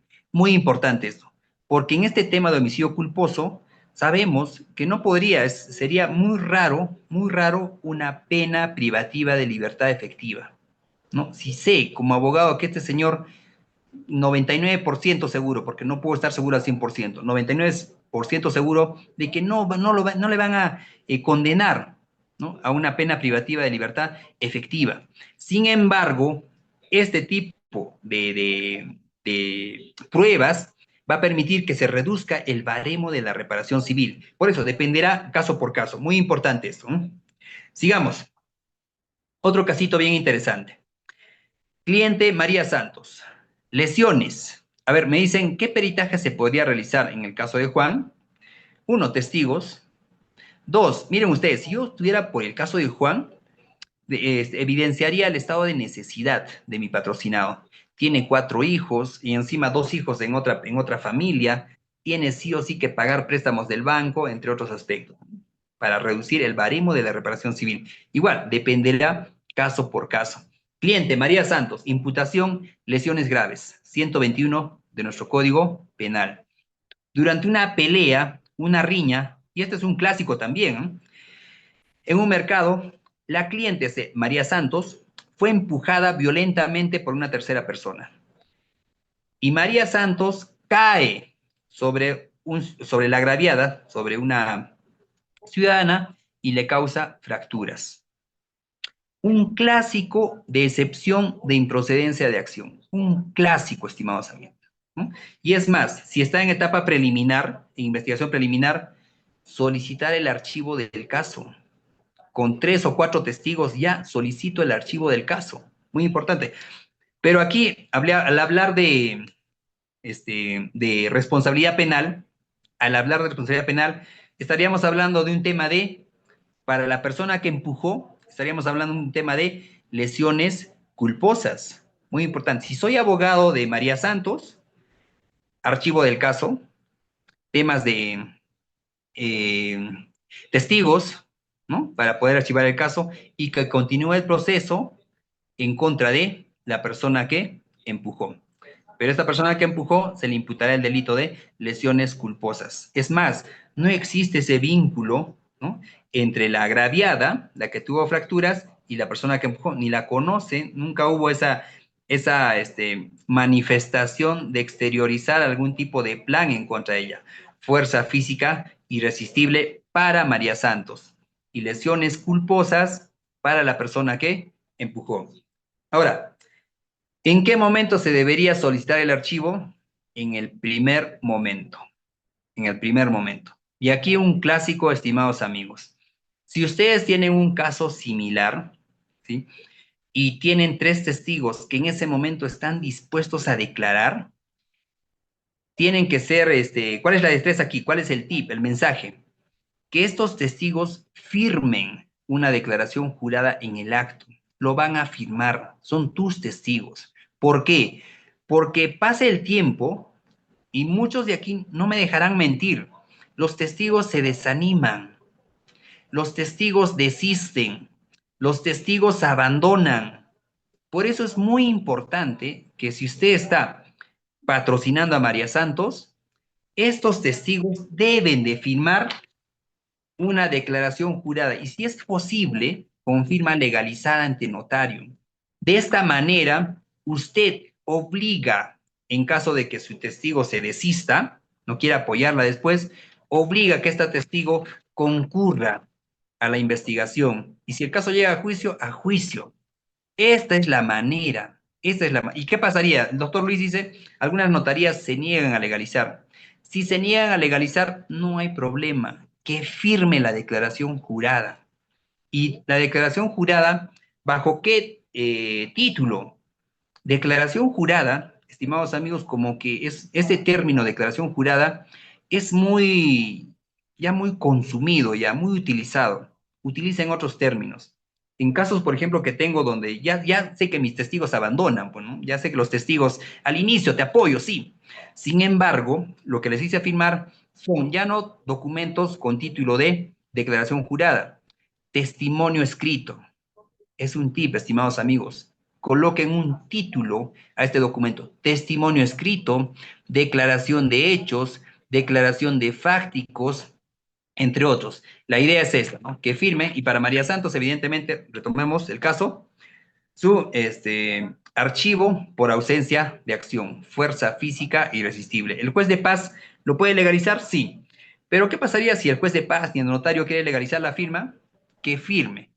¿Y cuál es el clásico también para la firma? Ustedes no coloquen el nombre de su testigo en la parte de abajo, porque estilamos, ¿no? Colocar el nombre en el mismo escrito, y cosa que el testigo, viendo a la persona que debe firmar, viene y solamente firma. No, eviten colocar el nombre en el escrito, y que el testigo o cualquier persona firme, muy importante, y señale con su puño y letra sus datos completos: nombres y apellidos, DNI y su impresión, o la impresión dactilar de su índice de derecho. Muy importante. Otro mensaje también: lapicero azul. Es un clásico el lapicero azul. Eviten utilizar lapicero negro, estimados amigos, porque les van a objetar. Es más, va a generar suspicacia. ¿Es copia o es original? Y el testimonio escrito, a color. A color. El papel 80 gramos. Yo les hablo por experiencia, porque cuando el juez revisa el expediente, ¿ustedes creen que los de 75 gramos va a frenar, el dedo va a frenar a los de 75 gramos, a la hoja de 75 gramos? No. Por experiencia les diré que cuando revisan el expediente, el dedo o la hoja de 80 gramos va a quedar en el dedo y va a estar a color esta declaración y les va a dar muy buenos resultados. Pero sigamos con más ejemplos, por favor. Este es un tema interesante del 198 de nuestro Código Penal, administración fraudulenta. A este caso, estimados amigos, le aplicamos la teoría social de la acción. Carlos Mendoza, gerente general de esta empresa, se le imputa el delito de administración fraudulenta. Muy importante esto. A ver un momento, por favor. Aquí está. ¿Ya? A Carlos Mendoza se le imputa el delito de administración fraudulenta. Situación. Autorizó, como gerente general, autorizó préstamos a empresas vinculadas, siguiendo procedimientos internos aprobados por el directorio. Miren ustedes, ¿ah? Procedimientos internos aprobados por el directorio. Y esto es una conducta socialmente aceptada. ¿Por qué? Porque el directorio aceptó, ¿no? Aceptó, es más, eh, estableció estos procedimientos. Es muy importante esto. Y para que se archive este proceso penal en contra de Carlos Mendoza, ¿qué teoría aplicamos? La teoría social de la acción. Miren ustedes, y eso pero Omar, la teoría moderna no es el funcionalismo radical o moderado, sí, pero dependerá del caso, siempre es caso por caso. A este caso en especial de Carlos Mendoza, del 198 de nuestro Código Penal, ¿no? Se le aplica la teoría social de la acción. ¿Y cuál es el argumento? Conducta empresarial estándar. Conducta empresarial estándar. Es más, recordemos que el directorio está conformado por personas que conocen de la empresa y autorizaron a Carlos, ¿no?, este tipo de procedimientos. Entonces, si existe una conducta empresarial estándar, se entiende que esta conducta empresarial estándar no es típica en el ámbito penal. ¿Cuál es el enfoque? Ausencia de relevancia jurídico-penal, ¿no? Pero ustedes dirán, a ver, Omar, pero al grano, ¿cómo voy al proceso aplicando esta teoría? ¿No? Tengo que poner como título sobre archivo del caso aplicando la teoría social de la acción. No, eso no es lo correcto. Lo que queremos son hechos. Ofreceré como medio probatorio esta directiva, acta que el directorio haya formulado, y muy importante, ¿no? Y señalaré en letras pequeñas, y eso, teoría social de la acción. Sin embargo, debo desarrollar la conducta social aceptada por Carlos. ¿Aceptada por quién? Por el directorio, y puedo utilizar como ejemplo otras actas de otras empresas, de que este tipo de conductas son estándar en el ámbito empresarial. Ahora, a ver, Omar, si el directorio autorizó y Carlos Mendoza es el gerente y ha realizado este procedimiento, ¿quién denunció? Somos abogados, estimados amigos. ¿Quién siempre va a denunciar a alguien el que no está conforme, ¿no? Al que se siente agraviado, al que se siente perjudicado? Siempre va a haber un denunciante y es muy importante esto, ¿no? Entonces, mensaje. Si soy Carlos, todo por documento. Si soy abogado de Carlos, copia legalizada de todos estos documentos, y si puedo conseguir actas de otras empresas, los consigo y los adjunto para demostrar esta conducta social estándar. Lo que ven en pantalla, estimados amigos, es un argumento, es un alegato, ¿ya?, sobre cómo podría utilizarse estas teorías de la acción a mi caso en sí.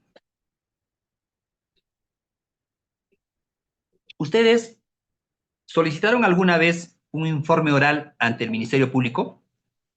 Porque recuerdan ese gráfico del proceso penal. Acción. Si es penalmente relevante, se inicia el proceso.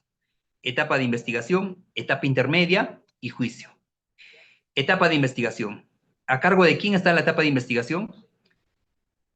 O tiene dos etapas, ¿no? Dos subetapas. Etapa preliminar y etapa de la investigación preparatoria formalizada. preliminar a cargo de la policía y preparatoria formalizada a cargo de el Ministerio Público. Sin embargo, el amo y señor jurídico de la investigación es el fiscal, es el Ministerio Público. Es decir, en etapa preliminar, estando a cargo la policía, el fiscal deberá participar en todos los actos de investigación que realiza la policía. Y la policía deberá comunicar todos los actos de investigación que realizará. Muy importante. ¿A qué va este comentario? Ley 32.130, no Ley 32130, publicado el 10 de octubre del año 2024. ¿A qué va este comentario? A que ustedes, en etapa de investigación preliminar o en etapa de investigación preparatoria formalizada, pueden solicitar un informe oral ante el Ministerio Público o ante la misma policía, ante el mismo instructor. Es muy importante esto. ¿Por qué? Recomendación: si ustedes van a brindar un informe oral ante el Ministerio Público o la policía, que ésta sea por documento. Es decir, ustedes presenten su escrito y soliciten, se fije fecha y hora para que sus alegatos sean escuchados. Como autoridad policial o como autoridad fiscal, tienen el deber de programarles fecha y hora y escucharles. ¿Por qué es este comentario? ¿Por qué es este mensaje o este consejo? Esto ya lo tengo ya hace varios años. En determinado caso, yo le insistía al fiscal, ¿no? Doctor, escúcheme, le voy a explicar, ¿no? Sobre ese era un caso contra la libertad sexual. No me hacía caso, no me escuchaba, nunca tenía tiempo el fiscal, ¿no? Y en una de esas le presento el escrito y me llama y me dice, doctor, ¿qué fue con el escrito? Me dice así. Doctor, le digo, usted, más allá de ser director de la investigación, usted es una autoridad. Y toda autoridad tiene el deber de escuchar a las partes. Es muy importante esto, el deber de escuchar a las partes, ¿no? Es muy importante esto. El fiscal me programó fecha y hora. Y cuando llegué al despacho fiscal, miren ustedes la frase que hasta ahora cala, estimados doctores. Me dijo, doctor, breve, por favor. A ver, contamíneme. Miren ustedes, escuché esa frase, contamíneme, y me explayé sobre cómo era el caso, la señorita, cómo fue los hechos propiamente dichos, qué actos de investigación más debería desarrollarse, pero estos actos de investigación deberían desarrollarse de oficio y no proponer la defensa, porque hasta en esos detalles está el éxito del caso. Hay actos de investigación en donde la fiscalía los debe realizar de oficio, ¿no? ¿Por qué? Porque existe ese sesgo de que si el abogado lo solicitó, como que el resultado ya estaba planeado. Por eso es muy importante estos informes orales, ¿no? ¿Puede haber informe oral ante la policía? Sí. Me dicen muchos que, a ver, ¿cuál es la base legal? ¿No? Noten, en el Código Procesal Penal no vamos a encontrar ese tipo de diligencias, ¿eh? No vamos a encontrar.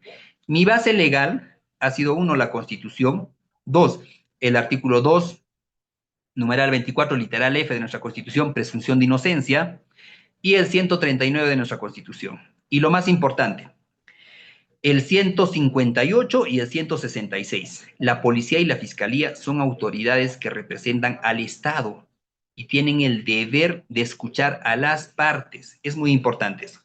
Esto, estimados amigos, miren ustedes esta frase, ¿eh? Señoría, condenar a mi patrocinado sería consagrar la responsabilidad objetiva, prohibida por nuestra Constitución. Señor fiscal, señor juez, señor policía, a donde ustedes den sus alegatos, el derecho penal solo castiga acciones, no acontecimientos. Si soy abogado de la parte procesada, enalteceré que esto es un acontecimiento. Es muy importante y no es una acción propiamente dicha, producto de la manifestación de voluntad de mi cliente, por lo cual solicito su absolución por ausencia del primer elemento del delito, la acción, y desarrollo las teorías de la acción, pero desde el punto de vista probatorio, no desde el punto de vista doctrinario académico. Grave error. Muy importante, estimados amigos. Esto de aquí es un resumen de cómo se podría aplicar estas teorías de la acción a mi caso. Clásicos son los casos de homicidio culposo, ¿no? Y el tipo penal específico es homicidio culposo agravado. Tengan en cuenta esto, ese es el nombre correcto, el nomen juris para este tipo de delitos, homicidio culposo agravado. Ay, Omar, pero si está vivo hay lesiones, lesiones culposas agravadas. Es muy importante esto. Oye, pero si ha habido fracturas, son lesiones graves por culpa. Eso no existe en nuestro Código Penal. Ese delito de lesiones graves por culpa, porque tiene fractura, eso no existe, es un sinsentido jurídico, ¿no? Lesiones culposas agravadas. En un caso, a ver, vamos a ponerlo aquí, ahí está. El primer paso es verificar si existió una conducta voluntaria del imputado, pero desde el punto de vista de la negligencia. Ahora, muchos dicen, Omar, homicidio culposo siempre hablamos de negligencia. ¿Cómo puede haber voluntad en ese tipo de hechos? Amigos, el análisis de la voluntad es obligatorio en todos los casos penales y más aún en los casos de naturaleza culposa. Otro, verificar si hubo caso fortuito, ¿no? Un ejemplo, a ver, un ejemplo. Ustedes dirán, Omar, lo que tú me vas a decir pasa en una de mil. Sí, pero pasa y puede ser tu caso. Está conduciendo el señor un vehículo de transporte público y atrás pelean dos personas. Miren ustedes, ¿ah? Dos pasajeros por el asiento empiezan a pelear. Y uno de ellos le empuja y cae sobre el conductor. El conductor pierde el control y atropella a un niño. Díganme ustedes si eso no es una fuerza física irresistible. Miren ustedes, ¿eh? Fuerza física irresistible. Es muy importante esto. ¿Y cómo aplicamos el archivo de este tipo de casos aplicando nuestro Código Penal? Artículo 20, no hay más. Artículo 20 es el artículo utilizado para poder archivar este tipo de casos. Por otro lado, está conduciendo el vehículo y sucede que hace 2 días, miren ustedes, hace 2 días tuvo el vehículo una reparación mecánica, está en óptimas condiciones. Un día antes, el vehículo cumplió en ser sometido a una inspección técnica vehicular. Aprobado la inspección técnica vehicular, el vehículo se encuentra apto para transitar por la vía pública. Pero en una de esas pierde los frenos, no hay frenos en el vehículo y ocasiona un evento de tránsito de naturaleza dañosa. Díganme ustedes si puede darse el caso de un caso fortuito, por ejemplo, o sea, o fuerza irresistible, ¿no? Falla mecánica, perdió el control. ¿Puede darse el caso? Sí. Siempre se analizará este tipo de circunstancias de manera muy independiente, muy personalísima, caso por caso, ¿no? Otro, la voluntad. Se analiza si realmente genera un riesgo jurídicamente desaprobado. Eso de los riesgos también, ¿no? En lo que es el ámbito de la tipicidad, pero podemos jalar un poco más antes, al ámbito de la acción. Conducir es lícito, miren ustedes, ¿eh? Salvo que se infrinjan deberes de cuidado, lo que muchos de ustedes han estado comentando en los cuadros de texto, ¿no? Otro tipo de análisis, justo en este tema, a ver, en este ejemplo, es la conducta de la víctima, ¿no? Existen casos donde el único responsable es la víctima, porque es ella quien elevó de manera arbitraria el riesgo permitido, ¿no? Peatón, mareado, había un puente, pero cruzó corriendo la vía, ¿no? Habiendo un puente peatonal. El único que ha generado ese riesgo es el peatón. ¿Por qué? Porque el conductor estaba yendo a 20 kilómetros por hora, ¿no? Otro clásico es cuando las personas que se quieren suicidar también, ¿no? Hay un tema aquí en el hecho de que un ciudadano se lanza por debajo del carro y fallece. ¿Mm? ¿De qué manera podría establecerse responsabilidad en ese conductor? En el ámbito civil se habla de la responsabilidad objetiva, pero en el ámbito civil también existe este tipo de teorías para eliminar la responsabilidad de la gente. Es decir, indiscutible responsabilidad objetiva, su carro lo atropelló y usted estaba en la conducción, eso es indiscutible. Sí, pero existen causas que eximen de responsabilidad civil, porque si yo fuera abogado, si veo este tipo de casos y soy abogado de la parte agraviada, créanme, renuncio a mi pretensión civil en el proceso penal, así se archive o no se archive, y presento una demanda en la vía civil, ¿no? Y trato y averiguo todo del conductor, horario, trabajo, un día antes dónde trabajó. Miren ustedes, todo es todo. Dependerá de la posición en la que nos encontremos, evidentemente, ¿no? La estrategia de defensa escrita debe enfocarse en negar la acción o la creación de un riesgo prohibido, buscando el sobreseimiento. Muy importante, justo una filmina antes hablábamos de los alegatos. Hay alegatos de manera verbal, de manera escrita, creo que ya el mensaje es único. Estimados amigos, dicho todo esto, ya para ir concluyendo y empezar con las preguntas, pues, estamos con el tiempo normal. Lo que ven en pantalla es un clásico que vengo presentando en todas mis sesiones. ¿Qué es lo que debe saber el abogado penalista? Porque se entiende que el Ministerio Público y la policía conocen lo que ven en pantalla al izquierdo y al derecho, al dedillo, a cabalidad. Sin embargo, el abogado penalista debe tener esas destrezas para una defensa eficaz. Muy importante eso, ¿no? Más allá del código adjetivo, código sustantivo de nuestra Constitución, el Manual de Procedimientos Operativos Policiales. Es un clásico este manual, es un clásico. Así como el Manual de Investigación Criminal de la Policía de Investigaciones del Perú. Vigente desde el año 1988. Y ustedes dirán, Omar, nuestro Código Penal es del 91. Estás hablando del 88. ¿De qué delitos? No me voy a los delitos. Estos manuales desarrollan el método general de la investigación criminal, que es un clásico. Es un clásico. Ustedes tienen nociones de teorías de la acción. Y aquí su investigación criminal, sus destrezas en investigación criminal, créanme que sus casos se le va a hacer mucho más fáciles, ¿no? Para poder establecer o para poder proyectarnos a qué viene. Y es más, para poder establecer los honorarios.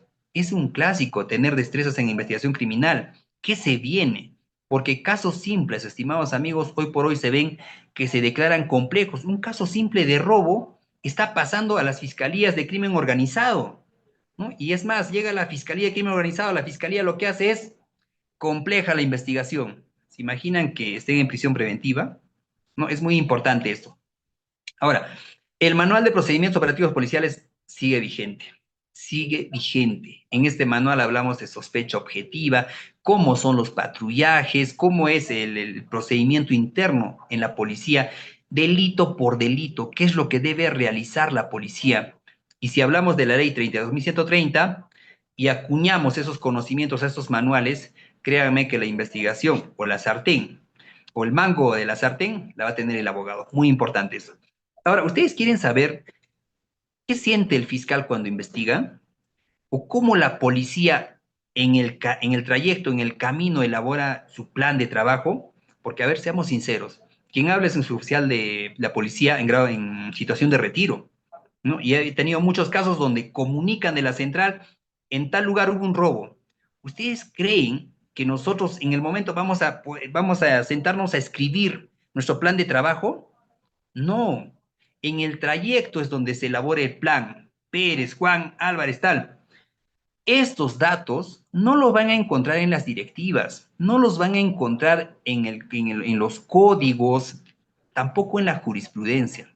Los van a encontrar en la literatura criminal. Y hablar de literatura criminal, literatura policial, es hablar en el Perú, entre muchos otros autores, el maestro Charlie Becerra. Su obra Masacre es un clásico interesante, cómo trabaja la fiscalía, la policía, el contacto, cómo llega, qué siente el fiscal, ¿no? Cuando llega al lugar y ve un retazo de la lengua, ¿no? Por un caso de extorsión. Es interesante. Y en el ámbito internacional, el maestro John Grisham, muy importante, y un clásico, el derecho disciplinario. Estimados amigos, dos últimas frases para la posteridad. Y antes de esta hay una muy interesante. Una denuncia puede ser tan falsa como verdadera. Y quédense con esto. Una denuncia siempre puede ser tan falsa como verdadera. ¿Será verdadera? Si soy abogado de la parte agraviada. Estableceré mi estrategia de defensa. Y puede ser tan falsa si soy abogado de la parte imputada. Dependerá desde la trinchera en la que me encuentren. Y el maestro Michele Tarufo nos ha dejado una frase para la posteridad, padre de la epistemología jurídica moderna, quien señala de que un proceso penal o proceso jurisdiccional debe tener como brazo para poder avanzar a la ciencia. Sin ciencia no hay verdad. Y el maestro Michele nos dejó esta frase: una historia perfectamente coherente puede ser completamente falsa. Una declaración puede ser coherente, pero falsa al fin y al cabo. ¿Y cuál es el mejor ejemplo? Anótense el nombre de este autor, de esta autora, Marina Gascón. Su obra, Psicología del Testimonio, inicia comentando sobre los historiadores. ¿A quién le consta que Cristóbal Colón llegó al Perú? ¿A quién le consta? Lo único que tenemos son libros. ¿A quién le consta que en determinado gobierno no ha habido corrupción o ha habido corrupción? Lo único que tenemos son libros, porque antiguamente es lo único que había. Y no sabemos, solamente tenemos estos libros. Por eso es que creemos de que sucedió así. Por ejemplo, el caso de Cristóbal Colón. Solo tenemos libros. A nadie le consta. Yo no vi a Cristóbal Colón. Ustedes dirán, pues, Omar, en ese tiempo tú no estabas vivo. Sí, pero lo único que tenemos son textos. ¿Y cuál es el mensaje? Cuando ustedes lleguen a juicio, lo único que van a tener son textos. Y van a venir testigos a repetir lo que dice ese texto. ¿Y qué son esos textos? El expediente judicial. No hay más. Y este expediente puede contener una historia perfectamente coherente, pero puede ser completamente falsa. Y por último, lo que señala la maestra María del Carmen Vázquez Rojas, una maestra mexicana que hoy por hoy enseña en la Universidad Española de Girona sobre cursos de prueba pericial, razonamiento probatorio. ¿Qué temas descarguen su obra y es de libre acceso? La prueba pericial, ¿no? El margen de error. Nunca va a existir una pericia infalible. Todo tiene un margen de error. Y si todo tiene un margen de error, imagínense ustedes por una denuncia, que es el primer documento que forma parte de un expediente, de un expediente fiscal o carpeta o expediente judicial. Imagínense ustedes, pues, a ver, un acta de constatación, una pericia balística, ni el ADN es infalible, que es al 99% o 99.999%. Ni el ADN es infalible. Un clásico. Dos hermanos gemelos, una mujer. Un hermano es el esposo y el otro hermano es el amante. Un hijo. ¿Quién es el padre?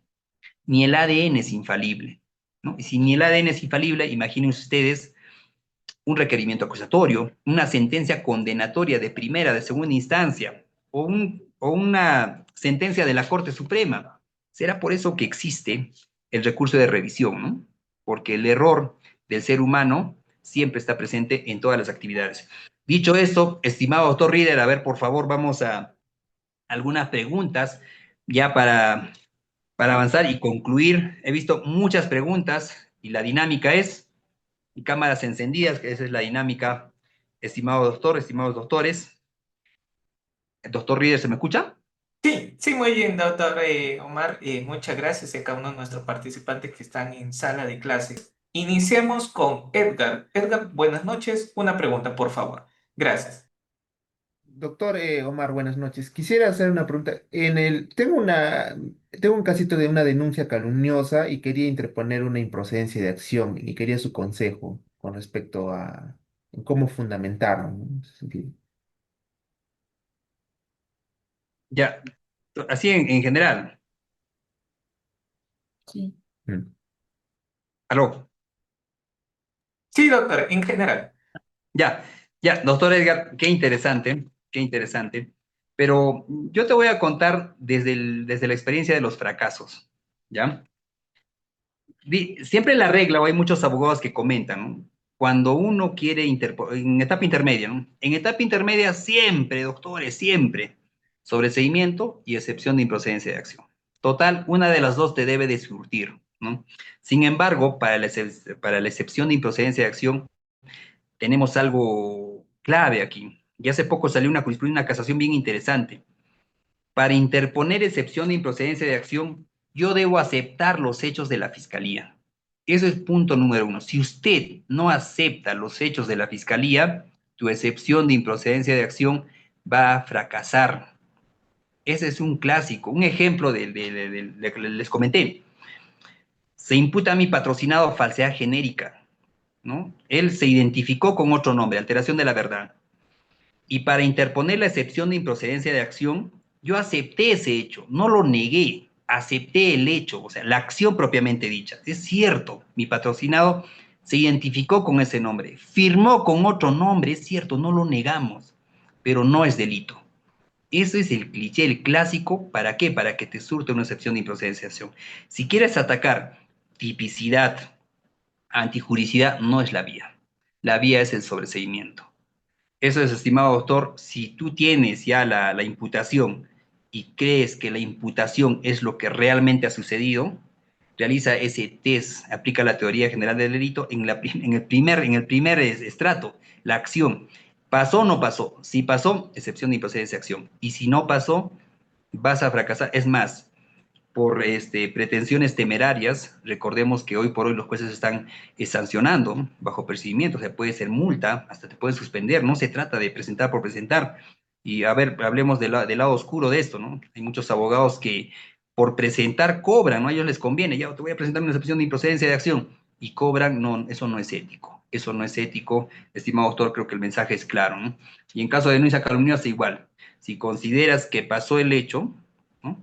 Y te denunciaron o denunciaste interpusiste una denuncia y se califica eso como denuncia calumniosa, ¿no? Si crees que pasó, ¿no? No lo niegues, solicita tu excepción de improcedencia de acción. Es un clásico. Pasó el hecho, pero no es delito, señor. ¿Sí? Gracias, doctor. Qué interesante, doctor Edgar.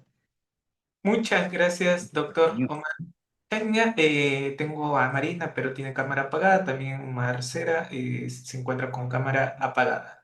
Doy pase a Piero. Piero Vega, buenas noches. Adelante, por favor, una pregunta. Puedes activar tu audio. Muy buenas noches, doctor Omar. Muy excelente exposición de este tema tan particular que es la acción. Buenas noches también a todos ustedes, colegas. Mi pregunta va sencilla y práctica. Hemos hablado mucho de la acción. En su vasta experiencia, ¿cómo podemos tipificar los delitos de tentativa? En los delitos que hay tentativa, con, que viene con el tema de la acción. Gracias, doctor. Qué interesante. Miren ustedes, ¿ah? Cuando yo interpongo mis escritos de defensa, mis alegatos de defensa, siempre veo cómo el fiscal lo califica.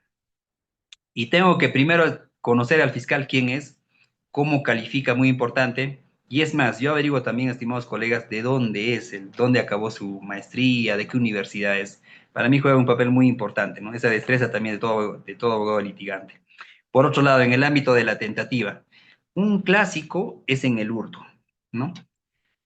¿Qué es lo primero que verifico? Uno, investigo a mi cliente.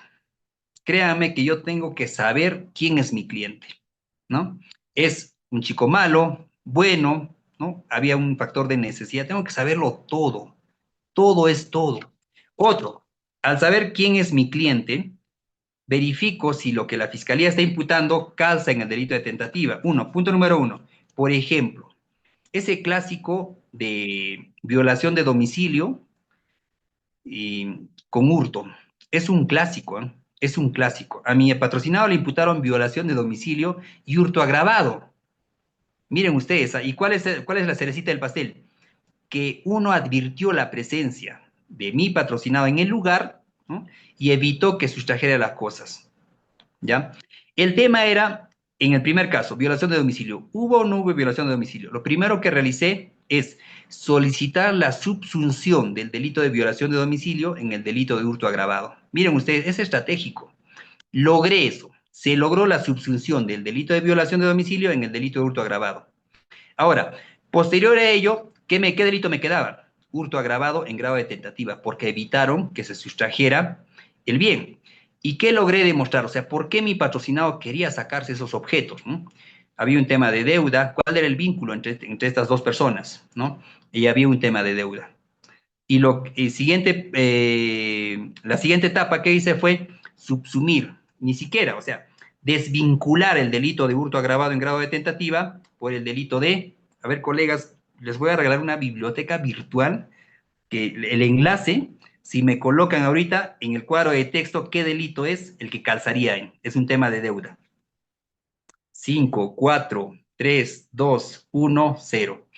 Doctor Rodríguez, casi doctor, es ay, mira, no, no es apropiación ilícita, justicia por propia mano. Ese es el delito que logré bueno, que se desvinculara el fiscal para mi patrocinado y establecido. ¿No? O sea, reconozco el delito de justicia por propia mano, pero jamás el delito de tentativa de hurto. Ahora, para analizar tentativa, siempre, estimado colega, siempre será caso por caso. Caso por caso es un cliché. ¿No? Por ejemplo, en este caso de tentativa, jamás podría aceptar hurto. Mi patrocinado nunca, nunca sustrajo ese bien. Y si lo hubiese sustraído, ¿cuál es el siguiente baremo? El espacio, o sea, hasta dónde lo ha trasladado. Dos, si mi patrocinado ha tenido libre disposición del bien. Y solo estamos hablando de hurto, ¿eh? Solo estamos hablando de hurto. Habrá tentativa en el delito de tráfico, por ejemplo, que es un tema muy, muy discutido, ¿no? En el tema de tráfico ilícito de drogas, 296, 297, ¿habrá tentativa? ¿Ve? Entonces dependerá del caso por caso, dependerá del hecho que la fiscalía arme para imputar a mi patrocinado determinado delito. ¿No? Entonces es muy importante esto. Depende. En el caso de hurto, por ejemplo, es un clásico. ¿No? Si se demostró la desposesión y el traslado de ese bien a otro lugar, ya pues es indudable, hay cámaras, testigos. Lo único que me queda es libre disposición del bien. Entonces, si demuestro la libre disposición del bien o que no hubo libre disposición del bien, estamos hablando de un delito en el grado de tentativa. Muy importante esto. Gracias, doctor. Qué interesante. Igual, siempre va a ser caso por caso, ¿no? Muy bien, muchas gracias, doctor. En estos momentos vamos con Macera Acosta y cerramos la ronda de preguntas. Adelante, estimado Macera, una pregunta. Gracias. ¿Puedes activar tu audio? Gracias, buenas noches, doctor. Le saluda Cayo Macera. Mire, mi pregunta era esta. Tengo un caso en el cual el fiscal, ¿no? El caso es este, ¿no? Hubo un choque entre un camión y una moto. De los hechos se ha determinado de que el conductor de la moto venía en estado de ebriedad llevando una pasajera que no tenía el protector de seguridad y al chocar la moto se ha determinado de que iba a más de 50 kilómetros por hora, en tanto que el camión que iba de subida iba a una velocidad eh, lícita para esa zona, ¿no? Para el lugar. Y el choque se ocurre en el carril del camión. Entonces, la fiscal ha archivado el caso por el delito de lesiones culposas, ¿no? A favor del conductor del camión, pero está continuando eh, por los delitos de fuga del lugar de los hechos y el otro por omisión de socorro, porque efectivamente el conductor se desaparece del lugar. Entonces, mi pregunta era, doctor, esta, ¿no? ¿Es correcto que si es que lo ha archivado por el delito principal, que es el delito de lesiones culposas, al determinarse de que el señor no tenía responsabilidad, ¿no? No incrementó el riesgo permitido, en este caso, para que cuando ocurrió el hecho, se deba de que continuar todavía por esos otros dos delitos, Sí, doctor, antes de que corte, ¿usted está por el agraviado o por el imputado? por el agraviado, doctor. Ah, ya, gracias. Es muy importante eso, ¿no? Para ubicarnos en... Ya. Gracias, doctor. Qué interesante. Ese tema de tránsito es muy interesante y siempre va a depender de la posición en la que me encuentre. Por ejemplo, si yo estoy por parte del agraviado, uno, si se ha archivado el caso de elevación de actuados, en el acto, doctor, 5 días para lo que es para presentar el recurso de elevación de actuados. ¿Qué pasaría si se presenta el recurso de elevación de actuados para que no se archive ese caso? Porque estoy hablando de la parte agraviada. Yo no quiero que sea, al contrario, quiero que incrementen los delitos, porque si se incrementan los delitos, aumento mi baremo de reparación civil, que es el objetivo en realidad en este tipo de delitos. Elevación de actuados, no me parece, tendría que analizar el caso si efectivamente hubo ese tema de lesiones culposas o hasta podría haber un tema de dolo eventual, también dependerá del caso, doctor. pero cuando yo estoy por la parte agraviada, lo que hago es solicitar al fiscal que se incrementen los delitos. Un ejemplo, lesiones culposas agravadas. Veo que el señor no tenía licencia y pido al fiscal que se amplíe la imputación por el delito de lesiones graves a título de dolo eventual. Es muy importante esto de la teoría general del delito. ¿Por qué a título de dolo eventual? El solo hecho de no tener licencia, señor, me permite inferir el desprecio que este señor tiene no por la seguridad pública, sino por la vida y la integridad de las personas, que es lo que subsume la seguridad pública propiamente dicha. Miren ustedes, ¿ah? Yo siempre pido que se varíe el tipo, que se amplíe, que se varíe el tipo penal de lesiones culposas por lesiones graves a título de dolo eventual. Muy importante esto. Ahora, ¿el delito de lesiones es independiente del delito de fuga y omisión de socorro? Sí, es indiscutible. No son delitos vinculantes, o sea, no quiere decir que si no haya responsabilidad si no hay responsabilidad por lesiones, no significa que no se haya realizado el delito de fuga y omisión de socorro. No, no, no. Son delitos muy independientes, estimado doctor. Si usted está por la parte agraviada, elevación de actuados, y si no, establezca, bueno, dependerá del caso, ¿no? Que no tenga licencia, lesiones graves a título de dolo eventual. ¿Cuál es la ventaja? La ventaja es de que ese escrito le va a correr traslado a la otra parte, o la otra parte, al momento de sacar copias, se va a enterar de eso. Y lo que va a hacer es, uno, un estrés psicológico. Dos, va a ver tu posición como abogado. Tres, vas a verte como un litigante que eres capaz de llegar a juicio y vas a elevar tu nivel de reparación civil, el baremo de la reparación civil, que es lo más importante. Y soy abogado de la parte imputada, que se confirme, y si veo que hay una elevación de actuados, evidentemente, por lo general, a mí nunca me han corrido traslado, estimados amigos, de las elevaciones de actuados de mi contraparte. Tengo que estar al tanto y apersonarme al proceso de la Fiscalía Superior y ofrecer mis alegatos por qué se debe confirmar ese archivo. Colegas, muy importante, eso es desde la práctica, muy interesante. Ahora, haciendo un paréntesis, hice un comentario sobre el tráfico ilícito de drogas. ¿Habrá tentativa en el delito de tráfico ilícito de drogas? Muchos dijeron que no. Yo también dije eso, que no. Y adivinen qué. El fiscal imputó a mi patrocinado el delito de conspiración al tráfico ilícito de drogas. Hoy por hoy estoy en juicio. Miren ustedes, muy importante cómo varía eso de la tentativa y la conspiración. Gracias, doctores. Gracias, doctor Rieder. Si hubiera alguna pregunta, doctor, o sin embargo, sigo su dinámica, estimado doctor.